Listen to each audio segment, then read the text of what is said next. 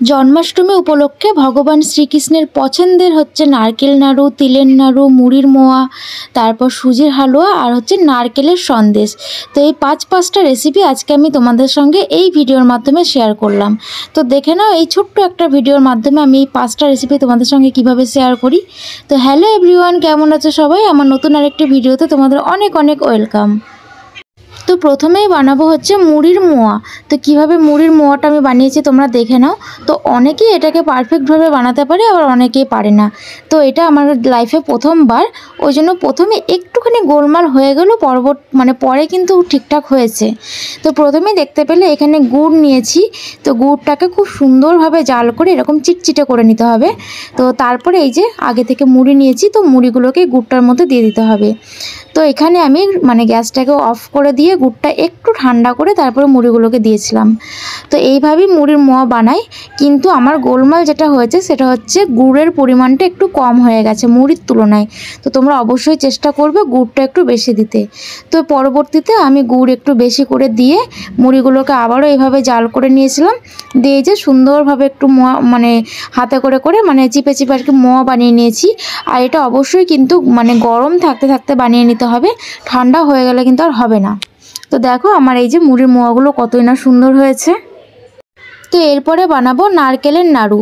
তো কম বেশি তোমরা তো সবাই নারকেলের নাড়ু খেয়েছো বা বানাতেও জানো। তো যেহেতু আমি বানালাম ওই জন্য ভাবলাম এটাও শেয়ার করে দিই তোমাদের সঙ্গে, হয়তো কারোর কাজে লাগতে পারে। তো প্রথমেই দেখতে পেলে কড়াইটা অফ করে তার মধ্যে কড়াইয়ের মধ্যেই নারকেল আর গুড় আর চিনি, গুড় চিনি একসঙ্গে দিয়ে নাড়ুটা আজকে বানাচ্ছি আমরা।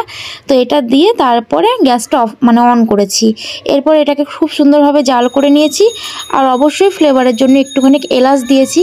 দেওয়ার পরে এই যে এটাকে গোল গোল করে নাড়ুর মতো করে পাকিয়ে নিলেই হয়ে গেল নারকেলের নাড়ু। তো এরপরে বানাবো হচ্ছে তিলের নাড়ু। আর তিলের নাড়ু কিন্তু আমি খুব ভালোবাসি খেতে। তোমরা কে কে ভালোবাসো অবশ্যই জানাবে কমেন্ট করে। তো তিলের নাড়ু ক্ষেত্রেও একদমই সিম্পল। প্রথমে ওই যে গুড়টাকে একটু চিটচিটে ভাপ করে নিয়েছি জাল দিয়ে দিয়ে। এরপরে তিলগুলো দিয়ে এই যে হাতে করে চেপে চেপে নাড়ু বানিয়ে নিয়েছি, ব্যাস তিলের নাড়ু কমপ্লিট। তো এরপরে বানাবো হচ্ছে নারকেলের সন্দেশ। হ্যাঁ, তো তোমরা নিশ্চয়ই ভাবছো যে নারকেলের আবার সন্দেশ হয়। তো হয়, তোমরা এই রেসিপিটা দেখো, অবশ্যই তোমাদের ভালো লাগবে। তো প্রথমেই নারকেলটা একটুখানি শুকনো কড়াইয়ে নেড়ে নিয়েছি। এরপরে মিষ্টির জন্য পরিমাণ মতো চিনি দিয়েছি আর দিয়েছি গুঁড়ো দুধ। তো গুঁড়ো দুধটা তোমরা একটুখানি জল দিয়ে গুঁড়োও দিতে পারো। তো আমি এমনিই দিয়েছি, তারপর একটু সাদা জল দিয়েছি আর কি। তো এরপরে এটাকে জাল করে করে বেশ একটু শক্ত শক্ত ভাব করে নিতে হবে। আর আগে থেকে আমি একটা স্টিলের থালাতে একটুখানি তেল মাখিয়ে রেখেছি, তোমরা ঘি মাখিয়েও রাখতে পারো। আমি একটু তেল মাখিয়ে রেখেছি। এরপরে এই যে ফ্লেভারের জন্য একটু এলাচও দিয়েছিলাম। এরপরে এই যে এটা কমপ্লিট হয়ে গেছে। এরপরে এটাকে খুব সুন্দরভাবে সেট করে নিতে হবে। তারপর ঠান্ডা হয়ে ঠান্ডাটা খুব সুন্দরভাবে ঠান্ডা করে তারপর ফ্রিজে রাখতে হবে সারা রাত। তারপর সকালবেলায় উঠে পিস পিস করে কেটে নিলেই হয়ে যাবে নারকেলের সন্দেশ। তো এই যে দেখো সকালবেলায় হয়ে গেছে, সারা রাত রেখে দিয়েছিলাম ফ্রিজে। এরপর ফ্রিজ থেকে বার করে পিস পিস করে কেটে নিয়েছি, ব্যাস নারকেলের সন্দেশ হয়ে গেছে। তো এটাকে আমি পরে চেরি দিয়ে একটু ডেকোরেশন করেছিলাম যাতে দেখতে ভালো লাগে। তো এরপরে বানাবো সুজির হালুয়া। তো তার জন্য কড়াইতে আগে একটুখানি বেশি করে ঘি দিয়ে নিয়েছি। তো ঘি দিয়ে তারপরে দিয়েছি সুজিগুলো। এরপরে সুজিগুলো ঘি দিয়ে একটু খুব সুন্দর করে ভেজে নিলাম। এরপরে এর মধ্যে পরিমাণ মতো জল দিয়ে দেবো। তো জল দিয়ে এটাকে সুজি যেমন বানায় আর কি, তো এইভাবেই বানিয়ে নেব। তো জলের পরিবর্তে দুধও দেওয়া যায়, কিন্তু কি বলো তো, দুধ দিলে না সুজিগুলো পিস পিস করে কাটা যায় না, একটুখানি নরম টাইপের হয়ে যায়, ওই জন্য জল দিয়ে করলাম। তো তারপরে পরিমাণ মতো চিনি দিয়ে দিলাম। এরপর একটুখানি কুচিয়ে রাখা কিশমিশ দিয়ে ব্যাস নেড়ে চেড়ে নামিয়ে নিলেই রেডি। তো সুজিটাও আমি সেমভাবে একটা থালার মধ্যে খুব সুন্দরভাবে সেট করে রেখে দিয়েছি। তো সকালবেলায় এটাও সারা রাত ফ্রিজে রাখবো।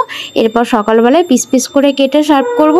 তো আজকে এই 5টা রেসিপি তোমাদের কেমন লাগলো অবশ্যই জানাবে। তো ভালো লাগলে লাইক কমেন্ট শেয়ার করবে। আর এই যে সুজিগুলো দেখো কতই না সুন্দর লাগছে। তো আমি খুব সুন্দরভাবে এটাকে কেটে নিয়েছি। এরপরে এটাকে ভগবানকে ভোগ নিবেদন করেছি। তো আজকে শ্রীকৃষ্ণের পছন্দের 5টা ভোগ তোমাদের কেমন লাগলো অবশ্যই আমাকে কমেন্ট করে জানাবে। আজকের মতো এই পর্যন্তই। ভালো লাগলে লাইক কমেন্ট শেয়ার করবে। টাটা।